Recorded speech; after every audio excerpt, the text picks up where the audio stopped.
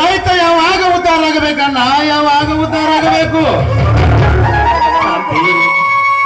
ಬದುಕೋಣ ಈ ಹೊಲದಲ್ಲಿ ಸಮಸ್ಯೆಯನ್ನು ಕಳಿ ಬೆಳೆತಾನೆ ಇರುತ್ತೆ ಕಣೋ. ಹಾಗಂತ ಹೊಲನು ಬಿಟ್ಟು ಹೋಗಕ್ಕೈತೇನೋ. ಕಲೆ ಕೇಳುವ ಕಲೆ ಕಲಿತು ಬಾಳಬೇಕು ಈ ಜಗದಾಗ.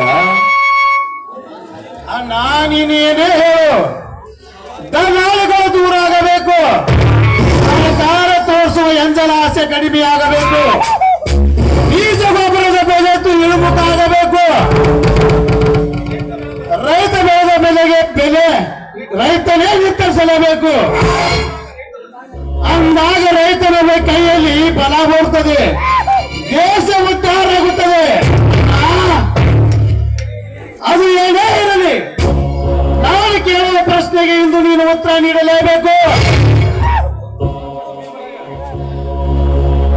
ನನ್ನ ಗುರು ಭೀಮರಾಯ ನನ್ನ ಹತ್ತಿಗೆಯ ಸಾವಿನ ಕಾರಣಕರ್ತರು ಯಾರು ಅಂತ ನನಗೆ ತಿಳಿಸಲೇಬೇಕು.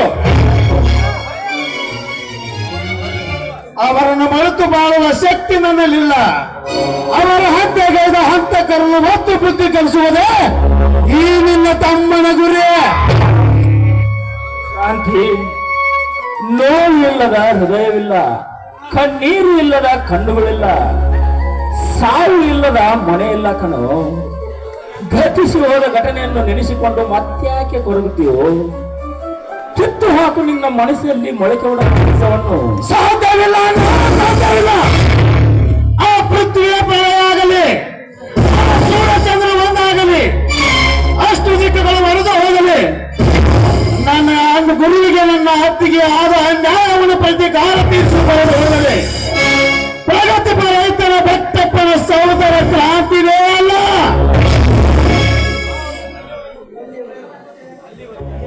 ಅಲ್ಲಿಯವರೆಗೂ ಈ ಮನೆ ವಸ್ತುನು ಸಹಿತ ನಾನು ತುಳಿಯೋದಿಲ್ಲ. ಬರ್ತೇನೆ.